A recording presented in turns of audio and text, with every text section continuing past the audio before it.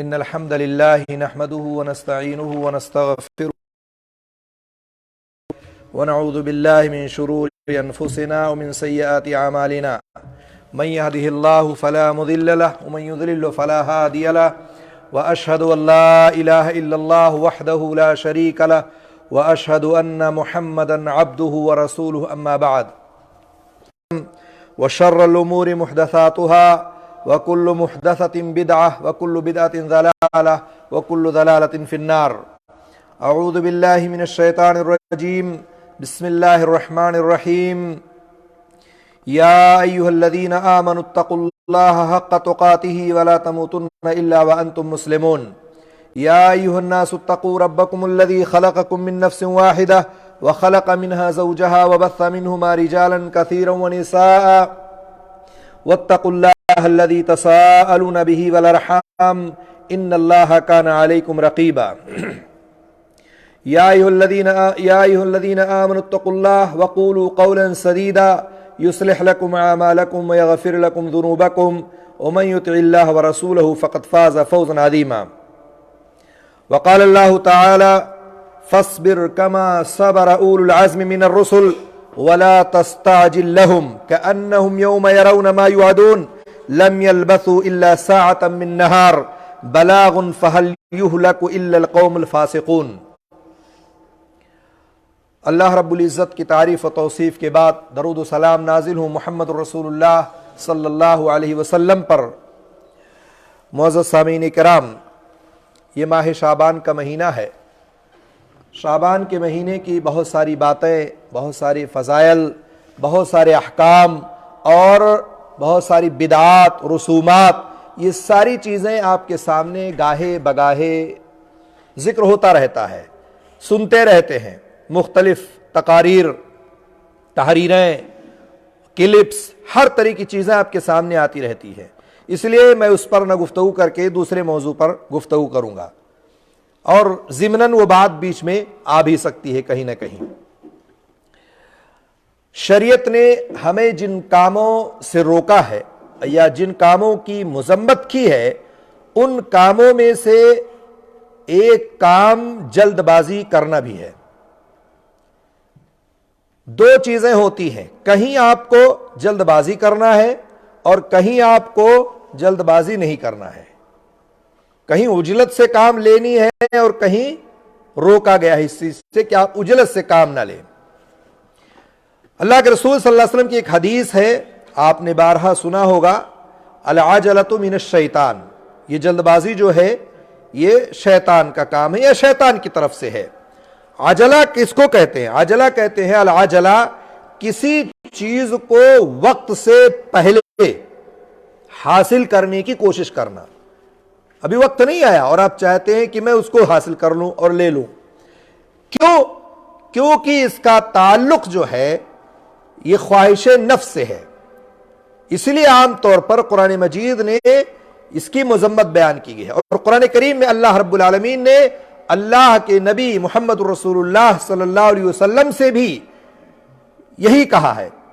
جب اللہ کے رسول صلی اللہ علیہ وسلم پر وحی کا نزول ہوتا تھا، حضرت جبرائیل آتے تھے اور اسی طرح سے قرآن اللہ کے رسول صلی اللہ علیہ وسلم جلدی جلدی پڑھتے تھے کہ تاکہ کہیں میں بھول نہ جاؤں، یاد ہو جائے مجھے. اللہ تعالیٰ نے فوراً آپ کو ٹوکا اور روکا. کیا کہا؟ لا تحرک بہ لسانک لتعجل بہ. کہا ہے نبی آپ قرآن کو جلدی یاد کرنے کے لیے اپنی زبان کو حرکت نہ دے، جلدی جلدی نہ پڑھے قرآن کو. نبی کو اللہ تعالیٰ نے یہ تعلیم دی، وحی کے ذریعے سے بتایا. لیکن ہمارے معاشرے میں اسی قرآن کو بڑی تیزی کے ساتھ پڑھی جاتی ہے، بہت تیزی کے ساتھ. یعنی قرآن کو بلکہ یوں کہ یہ پڑھا نہیں جاتا بلکہ قرآن کے ساتھ مذاق کیا جاتا ہے. جلد بازی اتنی تیزی کے ساتھ ہوتی ہے کہ آپ دیکھیں ایک رات میں 10 پارے تراویح میں پڑھا دی جاتی ہے. جس رمضان کا مہینہ آئے گا آپ دیکھیے گا کہ کس قدر لوگ اس قرآن کو تیزی سے پڑھیں گے اور جلد بازی کریں گے. 3 دن میں پوری تراویح، پورا قرآن مکمل کرنا، 10 دن میں مکمل کرنا، ایک رات میں 20 رکعت 8 رکعت میں جو ہے کئی پاروں کا پڑھنا. نہ نماز میں خشوع، نہ تلاوت میں خشوع، نہ نمازی میں جو پڑھتا ہے اس کے اندر سکون و اطمینان، کوئی چیز باقی نہیں رہتی ہے، سب کچھ ختم ہو جاتا ہے۔ تو یہ جلد بازی دیکھیں، اللہ تعالیٰ نے نبی کو روکا اور کہا کہ جلدی نہ کریں آپ، اس لیے کہ یہ کوئی اچھی چیز نہیں ہے۔ اور نبی کریم صلی اللہ علیہ وسلم کا جو اخلاق تھا وہ عین قرآن کے مطابق تھا، اس میں ذرہ برابر بھی آپ شک و شبہ نہیں کر سکتے ہیں، اور اسی اخلاق کے مطابق اسی آداب پر عمل کرتے ہوئے اللہ کے رسول صلی اللہ علیہ وسلم کی زندگی تھی، اور آپ نے خود بھی عمل کیا اور اپنی امت کو بھی یہی حکم دیا کہ ایسی تمہیں بھی زندگی گزارنی ہے۔ تو کبھی یہ جلد بازی جو ہے آپ کے لیے بہت زیادہ نقصان دہ ثابت ہو جاتی ہے، اور کبھی کبھار یہ جلد بازی آپ کے لیے نفع بخش بھی ہوتی ہے۔ وہ کہاں نقصان دہ ہے اور کہاں نفع بخش ہے، وہ دونوں چیزیں آپ کے سامنے ہوں گی۔ آپ کو معلوم ہوگا ایک حدیث ہے، علامہ البانی نے سلسلۃ الصحیحہ میں ذکر کیا ہے اس کو، اور اس حدیث کو صحیح کہا ہے، کہا کہ التانی من اللہ والعجلۃ من الشیطان، شائستگی جو ہے یہ اللہ کی طرف سے ہوتی ہے، اطمینان، سکون، شائستگی، وقار، یہ کس کی طرف سے ہے؟ اللہ رب العالمین کی طرف سے ہوتی ہے، اور جلد بازی جو ہوتی ہے وہ شیطان کی طرف سے ہوتی ہے۔ تو انسان کو شائستہ بننا چاہیے، انسان کو پروقار ہونا چاہیے، رہنا چاہیے، جلد بازی اختیار نہیں کرنی چاہیے، کیونکہ وہ شیطان کا اس میں عمل و دخل ہوتا ہے۔ اور اسی لیے اللہ تعالیٰ نے اپنے نبی سے مخاطب ہو کر کے فرمایا تھا کہ اے پیغمبر، تم ایسا ہی صبر کرو جیسے عالی ہمت رسولوں نے صبر کیا ہے، اور عذاب کو طلب کرنے میں ان کے لیے جلد بازی سے کام نہ لو کہ آپ کی بات نہیں مان رہے ہیں، آپ کا حکم نہیں مان رہے ہیں، اور آپ چلو جلدی سے عذاب کا مطالبہ کر بیٹھیں اور اس طرح سے لوگوں پر عذاب کا طلب کرنے لگے۔ اللہ تعالیٰ نے کہا یہ ایک دن ایسا آئے گا، یہ خود عذاب کو دیکھ لیں گے، خود ان کے پاس عذاب آ جائے گا جس کا ان سے وعدہ کیا جاتا ہے، اس لیے جلد بازی نہیں کرنی چاہیے۔ نبی کریم صلی اللہ علیہ وسلم کو اگر آپ دیکھیں، آپ کی زندگی کو دیکھیں، تو ایک مثالی نمونہ آپ ذاتی طور پر خود تھے۔ آپ کا اخلاق، آپ کا کردار، آپ کی زندگی کا پورا آپ کی سیرت کو پڑھیں، اس طرح سے آپ کو پتہ چلے گا کہ یقیناً نبی کریم صلی اللہ علیہ وسلم کی زندگی ہمارے لیے ایک اخلاق اور ایک طرح سے نمونہ ہے۔ حضرت عائشہ رضی اللہ تعالیٰ عنہ سے جب سوال کیا گیا تھا کہ اے اللہ کے رسول صلی اللہ علیہ وسلم، حضرت عائشہ نے پوچھا کہ آپ بتائیں کہ آپ پر غزوہ احد سے زیادہ کوئی دن اور زیادہ سخت ہوا تھا؟ غزوہ احد میں آپ کے دانت شہید ہوئے، غزوہ احد میں آپ کو چوٹیں لگی، غزوہ احد میں آپ کو کتنی پریشانیاں اٹھانی پڑی، صحابہ کرام شہید کر دیے گئے، کایا پلٹ گیا جیتا ہوا جنگ۔ تو حضرت عائشہ پوچھتی ہے کہ اس سے بھی زیادہ کوئی دن ایسا آپ پر گزرا ہے جو آپ پر زیادہ سخت ہوا ہو، زیادہ آپ کے لیے پریشان کن ہوا ہو؟ حضرت عائشہ رضی اللہ تعالیٰ عنہ کے سوال پر اللہ کے رسول نے کہا کہ ہاں ایسا ہوا ہے۔ اور ایسا کب ہوا ہے؟ مختصر یہ کہ جب آپ طائف گئے اور آپ جب وہاں پہنچے تو وہاں آپ نے جب دعوت پیش کی لوگوں کے اوپر، تو طائف والوں نے آپ کی دعوت قبول نہیں کیا، حتیٰ کہ آپ کو مارا بھی، پیٹا بھی، آپ کے اوپر پتھر برسائے، آپ کے جسم سے خون گرنے لگے، رسنے لگے۔ اس طرح سے حضرت اللہ کے رسول صلی اللہ علیہ وسلم واپس لوٹنے لگے تو حضرت جبرائیل آتے ہیں اور کہتے ہیں کہ آپ کے درمیان اور اس قوم، آپ کی قوم کے درمیان جو گفتگو ہوئی ہے اللہ رب العالمین نے سب کچھ سن لیا ہے اور آپ کو سب معلوم ہے اللہ تعالیٰ کو، اس لیے پہاڑوں کا فرشتہ آپ کی طرف بھیجا گیا ہے تاکہ آپ اس کو حکم دیں، جو آپ حکم دیں گے اس کو وہ کرے گا۔ پہاڑوں کا فرشتہ آتا ہے، اس کے بعد کہتا ہے آپ کہیے تو طائف والوں کو دو پہاڑوں کے بیچ میں رکھ کے پیس دو، انہوں نے آپ کو جو ہے ستایا ہے، تکلیف دی ہے، پریشان کیا ہے۔ تو آخر میں اللہ کے رسول صلی اللہ علیہ وسلم نے جو بات کہی ہے وہ اصل ہے مقصد کہنے کا۔ کیا کہا اللہ کے رسول صلی اللہ علیہ وسلم نے؟ آپ نے جلد بازی سے کام نہیں لیا، آپ نے کہا کہ مجھے اس بات کی امید ہے کہ اللہ تعالیٰ انہی کی پشتوں سے ایسے لوگوں کو نکالے گا جو صرف اللہ کی عبادت کریں گے اور اللہ کے ساتھ کسی کو شریک نہیں ٹھہرائیں گے۔ آپ کے سامنے ہے، آپ خود دیکھ سکتے ہیں طائف کہاں ہے؟ سعودی عرب میں۔ پورا کا پورا شہر، پورا کا پورا ملک کہہ لیجئے آپ، اللہ کے رسول صلی اللہ علیہ وسلم نے بد دعا نہیں کی، جلد بازی نہیں کیا، آپ نے تکلیف برداشت کر لی، آپ اپنے جو آپ کے اوپر مصیبتیں آئی تھی، پریشانیاں آئی تھی، آپ نے برداشت کر لی اور دعا کی اللہ تعالیٰ سے. اگر آپ بد دعا کر دیتے تو پورا ملک، پورا شہر تباہ ہو جاتا، برباد ہو جاتا. لیکن اللہ کے رسول صلی اللہ علیہ وسلم نے جلد بازی سے کام نہیں لیا. تو اس لیے یہ جلد بازی جو ہے ہمارے لیے کہیں کہیں بہت ہی خطرناک ثابت ہو جاتی ہے. اور اسی لیے قابل مذمت چیزوں میں ایک بہت ہی مذمت چیز ہے. اگر آپ دیکھیں تو ہمارے معاشرے میں، ہمارے گھروں میں ہر لمحہ، ہر وقت اگر ایک دیکھیں تو ایک باپ، ایک ماں اپنی اولاد کو کوستا رہتا ہے، الٹی سیدھی باتیں کرتا رہتا ہے. سامنے نہیں ہے تو فون پہ گفتگو کر کے اس کو ڈانٹے گا، پھٹکارے گا، بد دعائیں دے گا، الٹی سیدھی باتیں کرے گا. اور اسی طرح سے گھر میں رہتے ہوئے بھی لوگ اپنی اولاد کو، اپنے گھر والوں کو جلد بازی میں بہت کچھ کام کر جاتے ہیں جو اس کے لیے خطرناک ہوتا ہے. اللہ رب العالمین نے قرآن میں کہا نا وَيَدْعُ الْإِنسَانُ بِالشَّرِّ دُعَاءَهُ بِالْخَيْرِ وَكَانَ الْإِنسَانُ عَجُولًا. انسان برائی کی دعا مانگنے لگتا ہے بالکل اس کی اپنی بھلائی کی دعا کی طرح.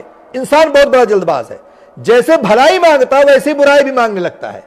اس لیے ایسے موقع پر جلد بازی نہیں کرنی چاہیے.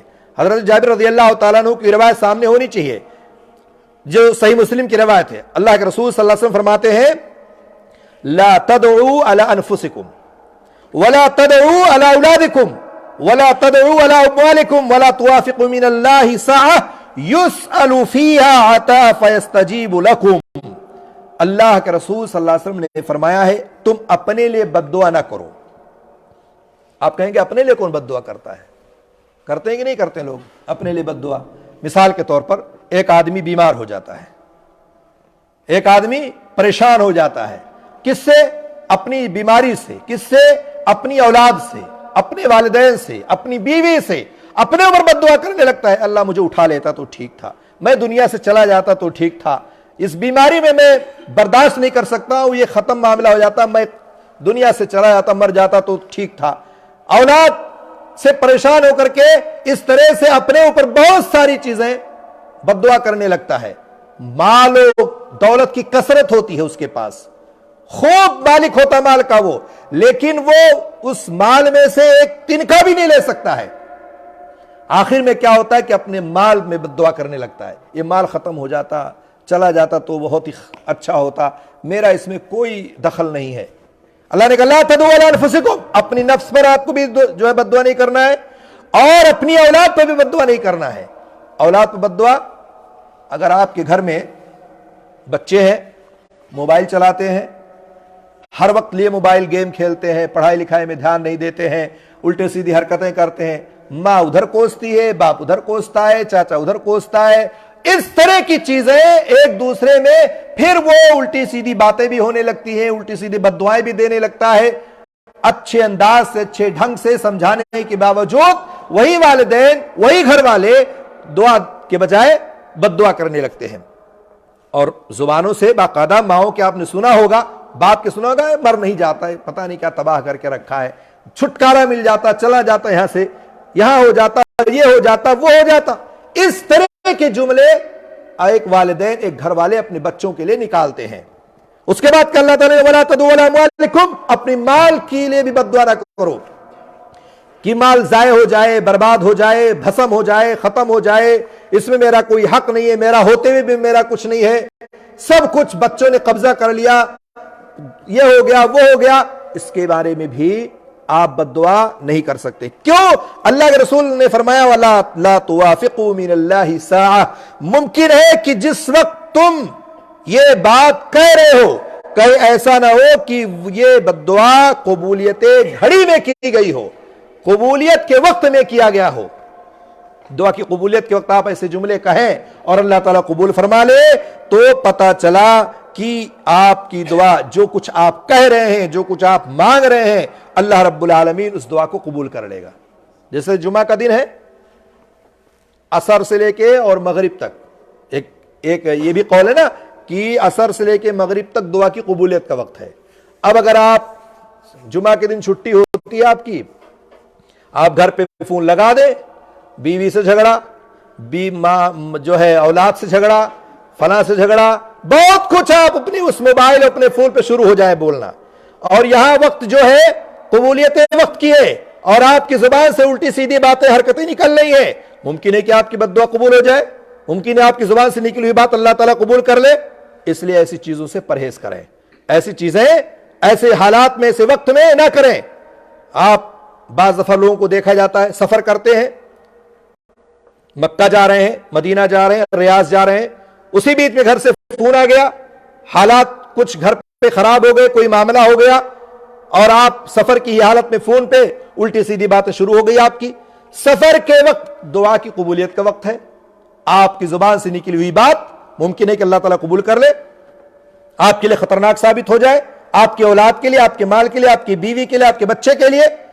اس لیے ایسے حالات اور ایسے اوقات میں جہاں آپ ہوتے ہیں اس چیز کو ہمیشہ خیال میں رکھیں کہ میری زبان سے نکلی ہوئی بات یہ بہت ہی خطرناک ثابت ہو سکتی ہے۔ اسی لیے کہا جاتا ہے کہ شاید یہ جو مشکلات ہیں، یہ جو پریشانیاں ہیں اپنے اہل خانہ میں، گھر والوں میں، اولاد میں، بیوی اور دیگر تمام چیزوں میں، امراض کے جو لوگ شکار ہیں، یہ بگاڑ کے جو اسباب پیدا ہو رہے ہیں، یہ ساری چیزیں اگر دیکھا جائے تو ممکن ہے کہ یہ بد دعاؤں کا نتیجہ ہو، ہماری زبان سے نکلی ہوئی چیزوں کا یہ نتیجہ ہو کہ ہم نے زبان سے ایسی چیزیں نکالی اور اللہ تعالیٰ نے اس کو ایکسپٹ کر لیا اور قبول کر لیا۔ بچے کیوں ہمارے بگڑے ہوئے ہیں؟ بچے کیوں ہماری باتوں کو نہیں مانتے ہیں؟ باپ فون کرتا ہے، بچہ فون کیوں نہیں اٹھاتا ہے؟ باپ سے بچہ کیوں نہیں بات کرتا ہے؟ والدین کی نافرمان کیوں بنا بیٹھا ہے؟ بہت ساری چیزیں ہو سکتی ہیں۔ ممکن ہے کہ ہمارا کوئی جملہ، ہماری کوئی بات، ہمارا کوئی کہنا اس کے لیے خطرناک ہو گیا ہو اور وہ نہ سن رہا ہو، یا اسی طرح سے اللہ تعالیٰ ہماری دعاؤں بد دعاؤں کو سن لیا ہو۔ اس لیے بگاڑ کا سبب ہے بہت سارے لوگ اس بات کا احساس نہیں کرتے ہیں۔ آپ کو محسوس کرنا ہوگا، نصیحت قبول کرنی ہوگی، اپنے آپ میں جھانکنا ہوگا، دیکھنا ہوگا کہ کہیں ایسا نہ ہو کہ ہم بھی اس چیز کے شکار ہوں جس کی وجہ سے ہمارے ساتھ یہ مسئلہ کھڑا ہو۔ اس لیے ہمیں سوچ سمجھ کر یہ ساری چیزیں کرنا ہے، کبھی بھی نہیں کرنا چاہیے۔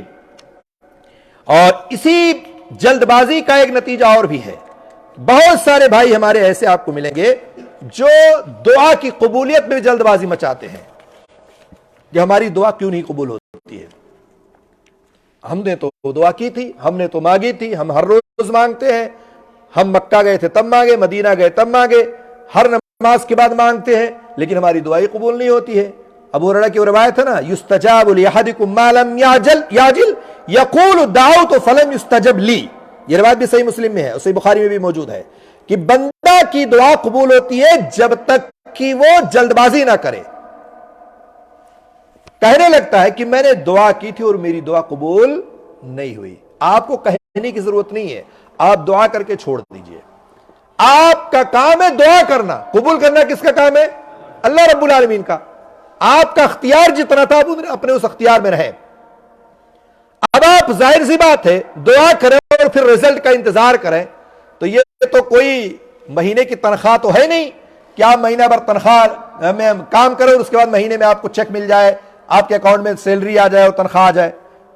یہ تو کوئی ایسی چیز نہیں کہ سامنے آپ کے رزلٹ ہو، یہ تو اللہ کے رب العالمین کے اختیار میں ہے۔ اور ویسے بھی اللہ کے رسول صلی اللہ علیہ وسلم نے فرمایا ہے کہ کوئی بھی بندہ دعا کرتا ہے تو 3 حالتوں سے خالی نہیں ہوتا ہے۔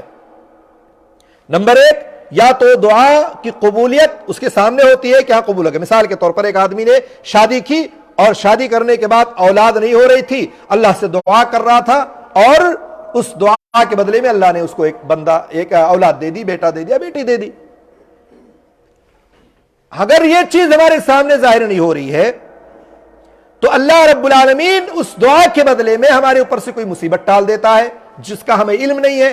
کوئی مصیبت آنے والی ہے، حادثہ ہونے والا ہے، ایکسیڈنٹ ہونے والا ہے، کفیل کی طرف سے کوئی مشکل پریشانی آنے والی ہے، اقامہ میں آنے والا ہے، کوئی بھی مصیبت آنے والی تھی اور آپ برابر دعا کرتے رہتے تھے، اللہ نے اس مصیبت کو ٹال دیا جس کا آپ کو علم نہیں ہے۔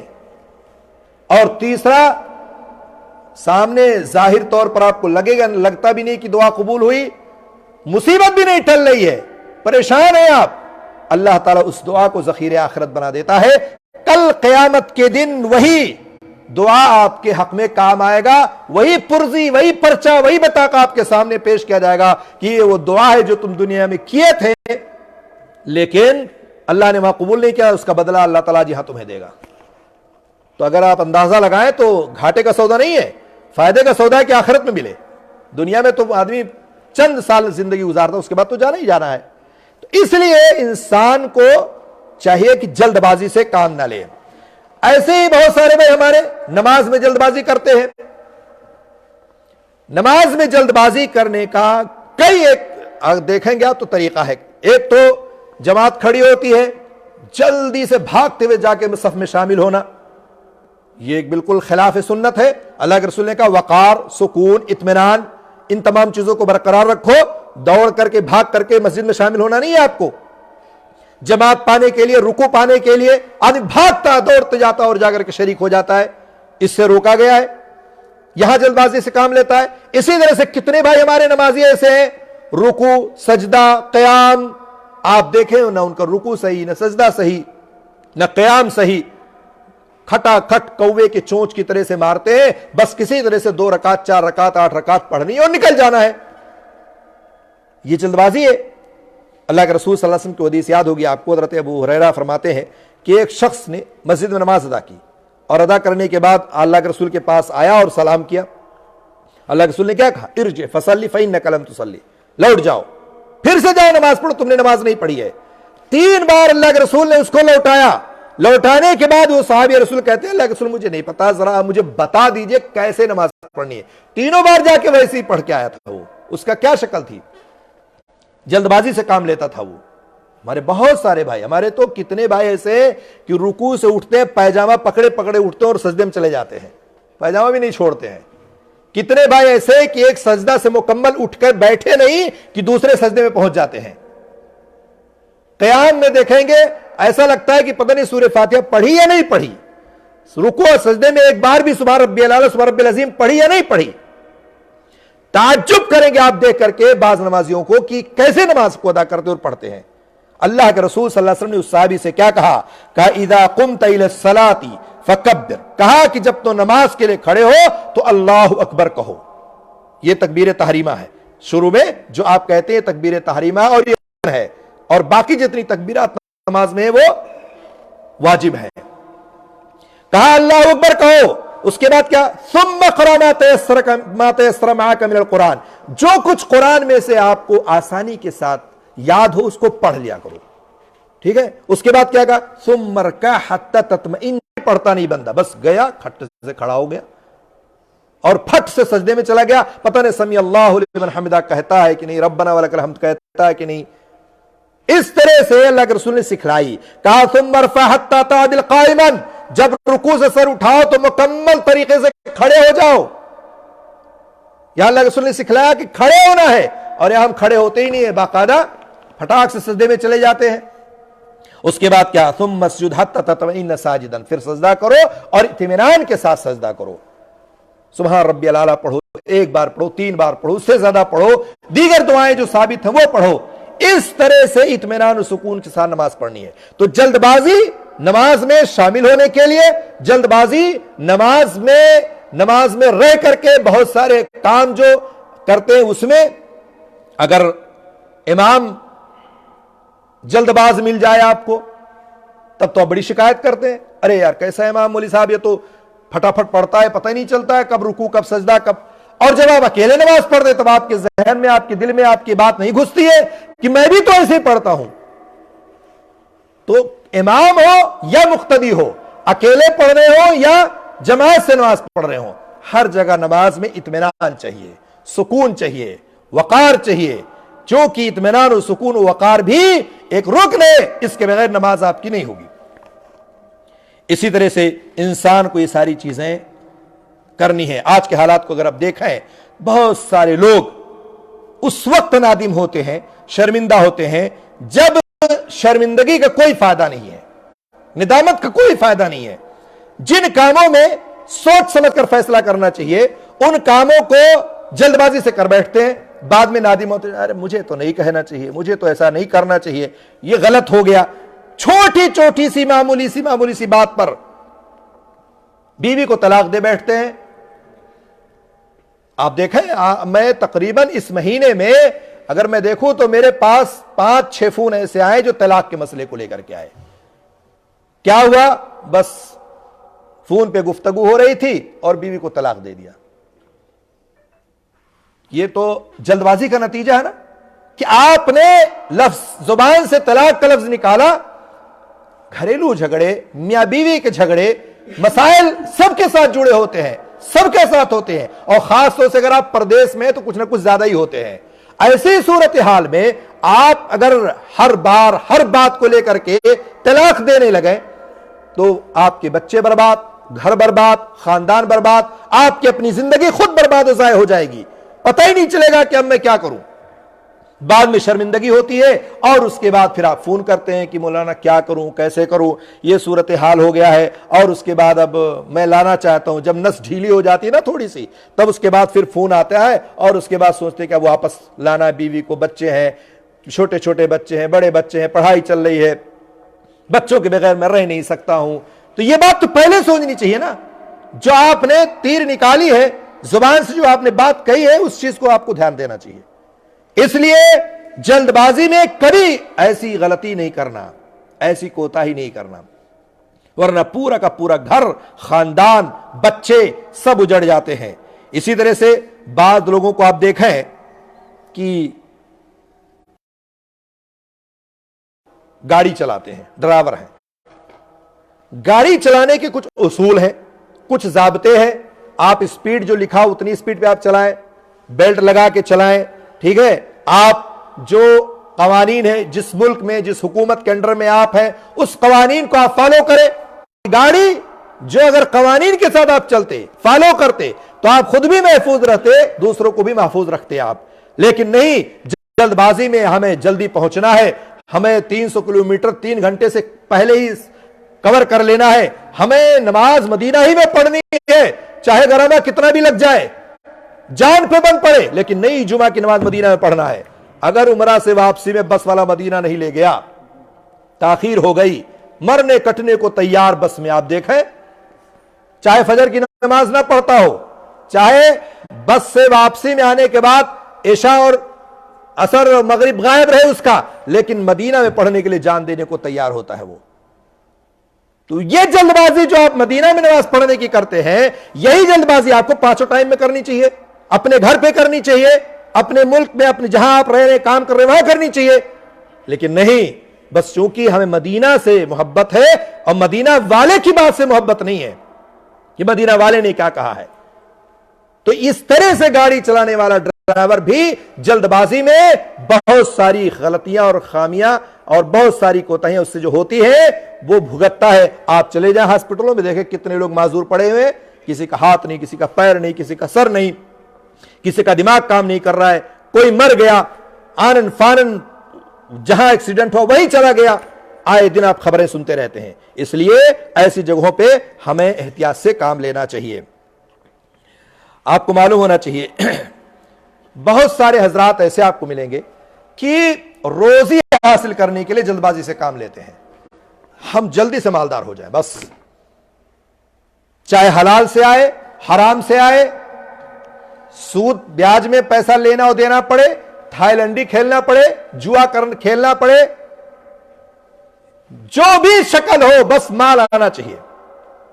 کتنے دکاندار آپ کو ایسے ملیں گے، بس ہماری دکان چلنی چاہیے، چاہے میں بیڑی بیچنا پڑے، سگریٹ بیچنا پڑے، نسوار بیچنا پڑے، حرام وہ چیزیں جو شریعت نے حرام کی اس کو بیچنا پڑے، لیکن میری دکان چلنی چاہیے، میرے پاس کسٹمر آنا چاہیے، اور اس کسٹمر اس کی وجہ سے دوسرا سامان خریدتا، یہ بہانہ ہونا چاہیے. یعنی جلدی سے ہمیں مالدار ہونا ہے، بس یہ مقصد ہوتا ہے. کسی بھی طرح سے اگر میں 500 ریال یومیہ کماتا ہو تو 1000 ہو جائے، 1500 ہو جائے، لیکن بس جلدی سے مجھے یہ کام کرنا ہے. تو جلد بازی میں مال کو پانا، چاہے حلال ہو یا حرام کی شکل میں ہو، یہ بہت ہی خطرناک ہے.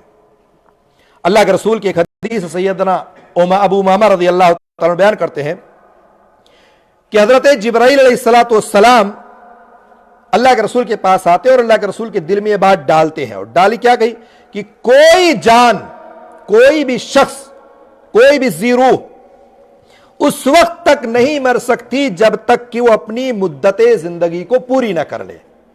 جب تک آپ کی زندگی ہے، جب تک لکھ دیا گیا ہے اتنا دن آپ کو جینا ہے، اور جب تک کہ وہ اپنا رزق حاصل نہ کر لے. گویا کہ موت اور روزی دونوں آپ کے ساتھ ساتھ چلتی ہے. جب تک روزی مکمل نہیں ہوگی موت نہیں آئے گی، جب تک موت نہیں آئے گی جب تک روزی مکمل نہ مل جائے آپ کو. پھر جلد بازی کیا ہے؟ جتنا لکھا ہوا اتنا آپ کو ملنا ہے. ہاں آپ کوشش کریں، آپ حلال طریقے سے کوشش کریں، روزی روٹی میں اضافہ کریں، محنت. اس کا مطلب یہ نہیں کہ حرام طریقے سے کمائیں، اس کا مطلب یہ نہیں کہ غلط طریقے سے پیسے کو لائیں، سود بیاج اور اس طرح سے پیسہ لے کر کے آئیں.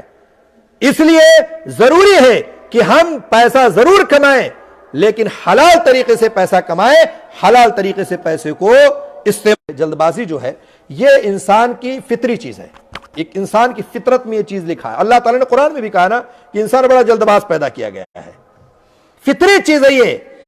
تو فطری چیز جو ہے یہ کبھی کبھار جلد بازی ممدوح ہوتی ہے، پسندیدہ ہوتی ہے، اور کبھی کبھار مذموم ہو جاتی ہے، بری ہو جاتی ہے.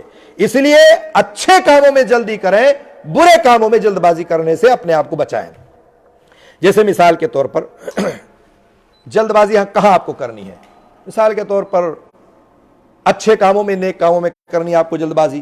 اللہ تعالیٰ نے قرآن کریم میں فرمایا، جیسے آج جمعہ کا دن تھا، کیا کہا اللہ کے رسول صلی اللہ علیہ وسلم نے؟ نماز جمعہ کے لیے جلدی جاؤ. کہا نا، پوری ایک لمبی حدیث ہے، بہت میں ادھر نہیں جانا چاہتا ہوں. اللہ کے رسول نے کہا نماز جمعہ کے لیے جلدی جاؤ، جو جلدی جائے گا اونٹ کے قربانی کے برابر ثواب ملے گا. ہمارا کیا حال ہے؟ ہم تو صرف بس 2 رکعت پڑھنے جاتے ہیں اور پورے ہفتے کا ٹارگٹ ہوتا ہے کہ ہفتے میں 2 رکعت پڑھ لیا خلاص، پھر چھٹی اگلے ہفتے جائیں گے. یہی تو ٹارگٹ ہوتا ہے. کتنے مسلمان آپ کو ملیں گے، کتنے لوگ آپ کو مسجد میں ملیں گے کہ صرف 2 رکعت پڑھنے کے لیے داخل ہوتے ہیں اور اس کے بعد امام نے سلام پھیرا نہیں کہ باہر. تو جلد بازی یہاں کرنی ہے آپ کو کہ آپ جلدی مسجد پر پہنچائیں، اذکار پڑھیں، تلاوت کریں، قرآن پڑھیں، سورہ کہف پڑھیں، ٹھیک ہے، زیادہ سے زیادہ کثرت سے درود پڑھیں. یا اور اسی طرح سے آپ مسجد میں داخل ہو تو امام کے قریب بیٹھیں، امام کے قریب اور پاس میں جائیں گے تو وہاں آپ کو اس کا زیادہ اجر و ثواب ملے گا. تو اس طرح سے جلد بازی یہاں کرنی ہے، نہ کہ نماز پڑھ کر کے جلدی سے مسجد سے بھاگنا ہے آپ کو. اسی طرح سے اللہ کے رسول صلی اللہ علیہ وسلم نے فرمایا نا کہ اذا اقیمت الصلاۃ فلا تأتوها تسعون وآتوها تمشون علیکم السکینہ. جب نماز کے لیے تکبیر کہہ دی جائے تو دوڑتے ہوئے مت آؤ، آرام سے جاؤ اور مسجد میں پہنچ کر کے اطمینان کے ساتھ جا کر کے نماز میں شامل ہو جاؤ. بہرحال ایک چیز تو یہ ہے کہ جلد بازی آپ کو یہاں کرنی ہے. اسی طرح سے اللہ تعالیٰ نے سورہ بقرہ میں کہا کہ فاستبقوا الخیرات، اچھے اور نیک کاموں میں نیکیوں کی طرف تم دوڑو، بھلائی کے کاموں میں سبقت اختیار کرو. لیکن ہمارے یہاں معاشرے میں الٹا معاملہ ہے، بھلائی کے کاموں میں پیچھے رہیں گے، برائی کے کاموں میں آگے رہیں گے.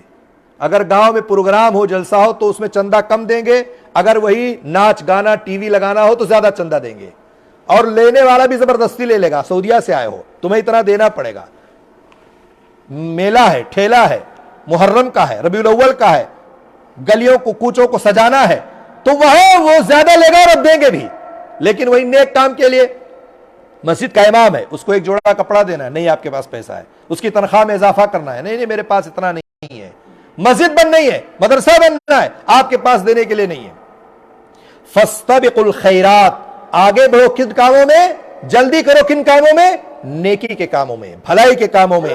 اسی طرح سے اللہ تعالیٰ نے سورہ مومنون میں فرمایا ہے، مومنوں کی صفت کو بیان کرتے ہوئے کہا اولئک یسارعون فی الخیرات وہم لہا، یہی وہ جلدی ہیں جو جلدی بھلائیاں حاصل کر رہے ہیں، اور یہی وہ ہے جو ان کی طرف دوڑ کر جانے والے ہیں. تو مومن کی صفت کیا ہے کہ نیکی کے کاموں میں جلد بازی کرتا ہے، جلدی کام کرتا ہے، تاخیر نہیں کرتا اس میں. اچھا اگلے مہینے مولوی صاحب، اچھا انشاءاللہ اگلی بار تنخواہ ملے گی تب، ادھر ادھر کر دیتے ہیں. تو اس طرح سے हमें नेकी के कामों में जल्दबाजी करना चाहिए, उसमें किसी भी तरह की कीलो काल, हुज्जत और बहानेबाजी नहीं करना चाहिए। बहुत सारे लोग ये काम करते हैं और ये अंबिया की भी सिफत है। अल्लाह ने कहा इन्नहुम कानू युसारिऊन फिल खैरात व यदऊनना रगबन व रहबा व कानू लना खाशिईन। अल्लाह ने कहा ये लोग, ये बुजुर्ग लोग, अंबिया लोग जो हैं नेक कामों की तरफ जल्दी करते हैं, हमें लालच, तमन्ना और डर और खौफ से पुकारा करते थे। तो नबियों की सिफत है, मोमिनों की सिफत है कि आप नेकी के काम में जल्दी करें और आगे बढ़ें। इसी तरह से अल्लाह ताला ने कहा वसारिऊ इला मग़फ़िरतिन मिन रब्बिकुम, कि तुम अपने रब की बख्शिश की तरफ दौड़ पड़ो। जाहिर सी बात है, अपने रब की बख्शिश की तरफ आपको चलने को कहा गया है। और वो जन्नत जिसके बारे में कहा गया है कि जिसकी चौड़ाई आसमान और जमीन के बराबर है, जो परहेजगारों के लिए तैयार की गई है, तो कौन नहीं चाहेगा कि जन्नत मिल जाए उसको। तो जन्नत कैसे मिलेगी? ऐसे तो नहीं मिलने वाली है, बड़ी मुश्किल अमर है ये। इसलिए जन्नत हासिल करना है तो आपको नेकी के कामों में जल्दी करना चाहिए और जल्दी करना पड़ेगा आपको। और इसी तरह से आप देखें और बहुत सारी चीजें हैं। मैं आखिर में 2-3 बातें कह करके बात खत्म करता हूं। आखिरत के काम के अलावा किसी काम में जल्दबाजी नहीं करनी चाहिए। अल्लाह के रसूल सल्लल्लाहु अलैहि वसल्लम ने फरमाया, सुनन अबी दाऊद की रिवायत है कि अत्तुअद्दतु फी कुल्लि शैइन इल्ला फी अमरिल आखिरा, किसी काम में जल्दबाजी नहीं करनी चाहिए सिवाय उसके जो आखिरत का काम हो। आखिरत का काम क्या है? नमाज है, रोजा है, ज़कात है, हज है, उम्रा है और दीगर बहुत सारे आमाल खैर हैं। आप उन कामों में जल्दी से काम करें और जल्दबाजी करें, और इस तरह से आप ये काम करेंगे तो इस तरह से आपको जन्नत मिलेगी और जन्नत में आपको मुकाम मिलेगा। दुनियावी काम में आप जरूर करें जल्दबाजी, लेकिन जो उसूल है, जो ज़ाबता है, शरीयत ने जो आपको तरीका बताया है, उससे आगे बढ़ने की कोशिश ना करें। उससे आगे अगर आप बढ़ेंगे तो आपके लिए खतरनाक साबित हो सकता है।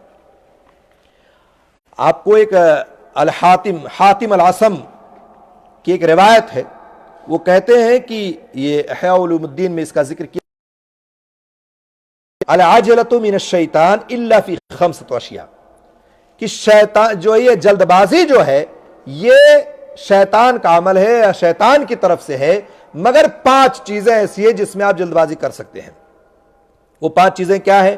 पहली चीज कहा गया है कि आते हैं, देखते हैं ना, बेचारा थक हार के आपके घर पहुंचा, कैसे भी पहुंचा, अब आप बातों में लगे पड़े हैं, अपनी कहानी सुना रहे, बेचारे को पूछते भी नहीं कि पानी दे दूं, कम से कम पी ले। वो अल्लाह के रसूल क्या कहा? इदा हज़रत ज़ैफ, मेहमान आया, पहला काम क्या आपका होना चाहिए? उसकी ज़ियाफत कीजिए, आप बातें आप करते रहिए, उसके बाद खाने का टाइम है खाना खिलाइए, पानी का टाइम पानी पिलाइए, नाश्ता कराइए, हाल अहवाल दरियाफ्त कीजिए, ना कि अपनी कहानी लेकर के बैठ जाइए। इस तरह से आपको यहां जल्दी करना है जहां हम बहुत सारे लोग इस मामले में कोता है। महीनों के बाद मुलाकात होगी, सालों के बाद आप किसी के घर जाएंगे, लेकिन वो हालात को नहीं समझेगा और अपनी हरकतें शुरू कर देगा। और अब तो हाल ये है कि मेहमानों का भी हाल है, मेहमान भी जाएगा ना तो सबसे पहले वाईफाई मांगेगा, है ना। क्यों कहते हैं कि बाज लोग तो यहां तक कहते हैं कि जियाफत का एक हिस्सा ये भी है कि आप वाईफाई नंबर दीजिए। तो बहरहाल मेहमान की जियाफत आपको करनी है, कैसे करनी है। दूसरी चीज कहा तजहीजुल मय्यित इज़ा मात, इंसान जब मर जाए तो जितनी जल्दी हो सके उसकी आप तजहीज करें, कफन दफन करें। लेकिन नहीं, इसमें भी आप अपने मुआशरे में निगाह उठा के देख ले, आप दौड़ा ले निगाह को अपनी। बाप मर गया, बेटा सऊदीया से जा रहा है, बंबई से आ रहा है, बेंगलोर से आ रहा है, पाकिस्तान के मुख्तलिफ इलाकों से लोग पहुंचते हैं, यहां से लोग जा रहे हैं। या मर गया, नहीं, हमारे बेटे, हमारे बाप, हमारे शौहर की लाश आनी चाहिए, हम यही दफनाएंगे, हम उसको वहां नहीं दफना देंगे। इस चक्कर में कई कई दिन वो बेचारा बर्फ में रखा रहता है, पड़ा रहता है, तल्लाजे में रहता है। अल्लाह के रसूल ने क्या कहा कि जितनी जल्दी हो सके उसकी तजहीज और तदफीन करो, उसमें ताखिर नहीं होनी चाहिए। जिंदगी में तो अपने बाप से, अपनी मां से इतना प्यार नहीं आया उसको जितना मरने के बाद उसके अंदर प्यार उमड़ आता है, और 1,50,000 रुपया खर्च करके टिकट ले करके और घर पहुंचता है। اور جب تک زندہ تھے، جب تک اس کو اس بات کی فکر نہیں تھی کہ وہ اپنے باپ کو، اپنی ماں کو، اپنے گھر والوں کو، مرنے والے کو کچھ خرچہ دیتے رہیں، ہوٹل پہ بیٹھ کے وہ دوسرے کی چائے کا محتاج بنا رہتا ہے، تب آپ کو فکر نہیں تھی، لیکن مرنے کے بعد آپ کو بڑی فکر ہوگی۔ 1 لاکھ کا ٹکٹ لیں گے اور اس کے بعد آپ جو ہے گھر پہنچیں گے اور تدفین میں شامل ہوں گے۔ یہاں ہمارا معاشرہ، ہمارے معاشرے میں جو لوگ ہیں بہت کوتا ہیں، اس لیے جتنی جلدی ہو سکے میت کی تدفین کر دینی چاہیے۔ علامہ البانی کا نام سنا آپ نے؟ بار بار آپ سنتے ہیں علامہ البانی نے صحیح کہا، علامہ البانی نے حسن کہا۔ علامہ البانی نے باقاعدہ وصیت کی تھی کہ میرے مرنے کے بعد میری بیٹیوں کو اطلاع نہیں کرنا، ان کی بیٹیاں یہی تھیں، تدفین کے بعد اطلاع کرنا ورنہ میری تدفین میں تاخیر ہو جائے گی۔ ہمارے یہاں کیا ہے، اب جب تک ہم ابا کا چہرہ نہیں دیکھ لیں گے، ابا کا منہ نہیں دیکھ لیں گے، جب تک تدفین نہیں کرنا میں آ رہا ہوں، چاہے 3 دن رکھو لاش کو۔ یہ چیزیں نہیں ہونی چاہیے۔ باقاعدہ میں تو ہمیشہ کہتا ہوں جو لوگ پردیس میں رہتے ہیں ان کو وصیت کر دینا چاہیے کہ میرے مرنے کے بعد میری لاش کو منگانا نہیں، یہی تدفین کرنا۔ اہل توحید لوگ جنازہ پڑھیں گے آپ کا، آپ ایسے جگہ، ایسے ملک میں آپ جو ہے یہاں رہیں گے جہاں آپ کی جنازہ موحدین پڑھیں گے، جس کے بارے میں حدیث میں آتا ہے کہ اگر 40 لوگ پڑھ لیں، مختلف روایتیں ہیں، تو آپ کو جنت کی ضمانت ہے، آپ کو جنت ملے گی۔ یہ وصیت کر دینا چاہیے، بھائی میرے مرنے کے بعد دیکھو بہت زیادہ ہنگامہ نہیں کرنا، مرنا تو سب کو چاہیے، یہاں مروں چاہے وہاں مروں، میری وفات ہو گئی تو اجازت دے دینا اور یہی تدفین ہو جائے گی میری۔ یہ ہر شخص کو یہ وصیت کر کے رکھنا چاہیے، اپنے گھر والوں کو بتا کے رکھنا چاہیے۔ بہت زیادہ اس میں پڑھنا نہیں چاہیے، نہیں میری لاش، میرے بیٹا، میری بیوی، میرا شوہر، میرا باپ ہر حال میں آنا چاہیے اور اس طرح سے حرکتیں نہیں کرنی چاہیے۔ اللہ کے رسول صلی اللہ علیہ وسلم نے فرمایا تجہیز المیت اذا مات، اور تیسری کیا کہا، تزویج البکر اذا ادرکت، اگر آپ کے پاس اولاد ہے، بیٹا ہے، بیٹی ہے، اگر وہ بالغ ہو گئی ہے تو جتنی جلدی ہو سکے اس کی شادی کر دو۔ بلوغت تک پہنچ گئے تو بہانے نہیں ہونا چاہیے، بیٹا پڑھ رہا ہے، ابھی تعلیم کا مسئلہ ہے، ابھی جو ہے بیٹی پڑھ رہی ہے، ابھی ڈاکٹر بن رہی ہے، انجینئر بننا ہے۔ کتنے بھائی ہمارے ایسے 30 سال، 35 سال، 40 سال شادی نہیں ہوئی ابھی تک، انتظار میں ہے، والدین کچھ سانس نہیں لیتے ہیں، بھائی سانس نہیں لیتا، گھر کا ذمہ دار سانس نہیں لیتا ہے، کسی کو کوئی فکر نہیں پڑی ہے، چاہے اس کی عمر 30 ہو، 35 ہو، 40 ہو۔ آپ کو کتنا دن جینا ہے؟ امت محمدیہ کی عمر کتنی ہے؟ 60 سے 70 سال ہے، آپ 40 سال تو ویسے نکال دیا، 35 سال ویسے نکال دیا آپ نے، پھر تو شادی نہیں ہوتی، پھر سمجھوتا ہوتا ہے۔ اگر آپ 35-40 کے بعد شادی کریں گے تو پھر شادی نہیں ہوتی ہے، پھر وہ میاں بیوی کے درمیان سمجھوتا آتا ہے، کسی طرح زندگی گزار لو بس۔ وقت جب ہو جائے تو اس میں تاخیر نہیں کرنی چاہیے، بہانے نہیں ہونا چاہیے۔ تاخیر سے شادی کے بہت سارے نقصانات ہیں، اس کو آپ پڑھیں اور دیکھیں اور سنیں۔ اور اس کے ساتھ کہا گیا ہے، اور یہ بہت اہم ہے، قضاء الدین اذا وجب، قرض کو ادا کرنا۔ بہت سارے لوگ معاشرے میں اس بیماری میں ملوث ہوتے ہیں، قرضہ ہو گیا، لے لیا، دینے کا نام نہیں لیتے ہیں۔ مانگ لے اگر قرضہ دینے والا شخص تو آپ کے پاس کیا کمی ہے؟ ارے لے لیجئے، کہاں بھاگا جا رہا ہوں، آپ کو میرے اوپر یقین نہیں ہے، ایسے ایسے جملے جڑیں گے، ایسے ایسے جملے کہیں گے کہ آپ مانگنا ہی چھوڑ دیں گے۔ قرضہ لے لیا آپ نے، آپ کو فکر ہونی چاہیے کہ کتنی جلدی میں واپس کروں، فکر ہونی چاہیے کتنی جلدی میں لوٹاؤں، لیکن نہیں، ہمارے معاشرے میں قرضہ لے لینے والا عقل مند سمجھا جاتا ہے، دینے والا بیوقوف سمجھا جاتا ہے۔ کیا ہم نے تو نکال لیا اس کے، اب دیتا رہیں گے۔ مر گیا، اس کا بیٹا کھڑا ہو گیا، ذمہ دار بن گیا، اب بیٹا لے لیا ذمہ داری، وہ بھی مر گیا، اس کا بیٹا کھڑا ہو گیا۔ قرضہ لوٹانے کی ضرورت نہیں ہے، واپس نہیں کرتے، اور اسی کو ہوشیاری سمجھتے ہیں۔ آپ کو معلوم ہونا چاہیے اللہ رب العالمین سب کچھ معاف کر سکتا ہے، لیکن قرض کو کبھی معاف نہیں کر سکتا، چونکہ اس کا تعلق حقوق العباد سے ہے۔ حتیٰ کہ شہید جو اللہ کے راستے میں جس نے اپنی جان دی ہے، وہ بھی جنت میں نہیں جا سکتا ہے جب تک کہ قرض کو معاف نہ کر دیا جائے، یا جس کا قرض ہے وہ معاف نہ کر دے۔ اس سے بڑی بات کیا ہو سکتی ہے؟ ہم کتنے لاکھوں ہزاروں لے لے کے لوگوں کے بیٹھے ہوئے ہیں، دے دے کر کے بیٹھے ہوئے ہیں، لیکن لوگ لینے کا نام جانتے، دینے کا نام نہیں جانتے ہیں۔ اور بعض حضرات تو ایسے ہوتے ہیں کہ بعض چیزیں کہیں کہیں ایسی کہ اس کو قرض سمجھتے ہی نہیں ہے کہ بھی قرض ہے. مثال کے طور پر آپ کا بیٹا مدرسے میں پڑھ رہا ہے, آپ کے اوپر 6 مہینے کی فیس باقی ہے, آپ سال مکمل ہوا, امتحان ہو گیا, آپ نے مدرسہ بدل دیا نا.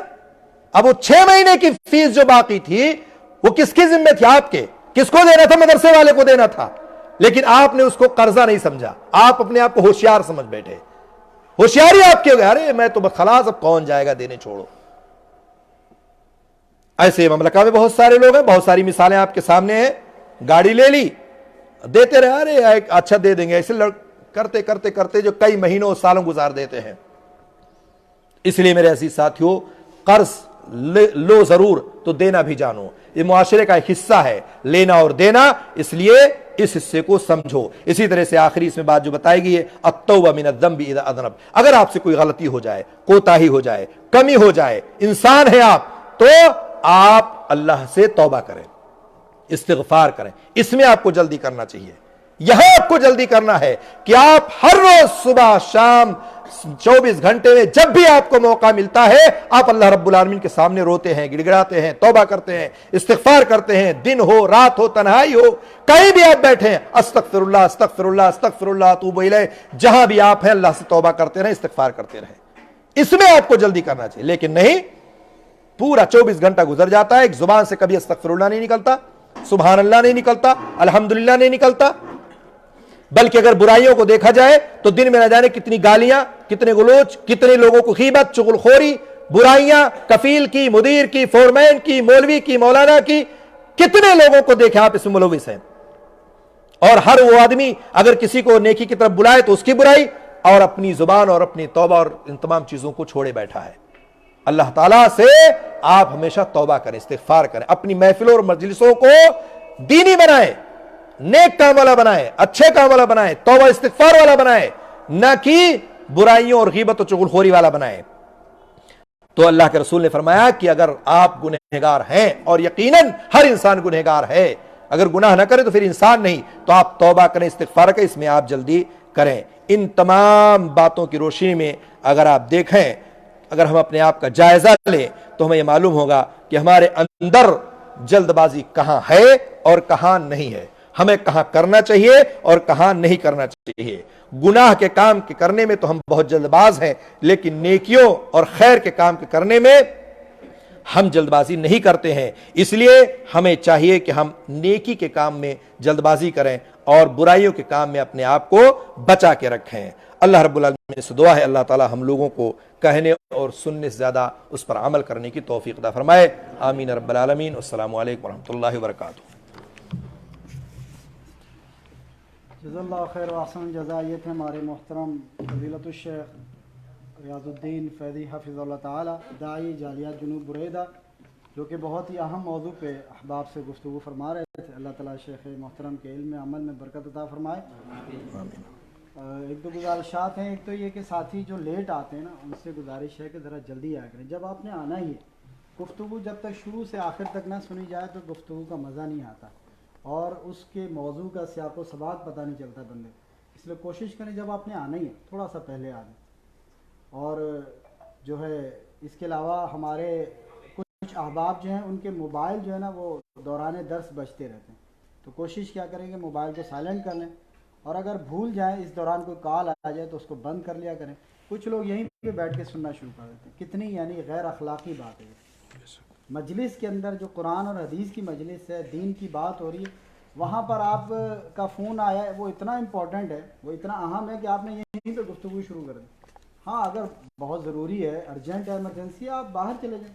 کتنی جگہ ہے, اللہ کی زمین وسیع ہے, آپ باہر جا کے گفتگو کریں اگر کوئی ایمرجنسی. ٹھیک ہے.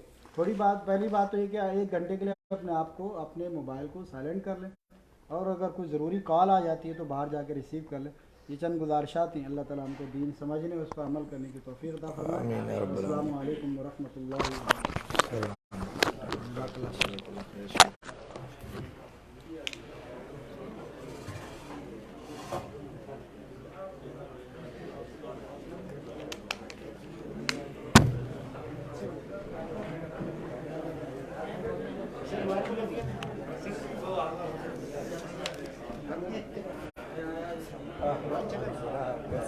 से है।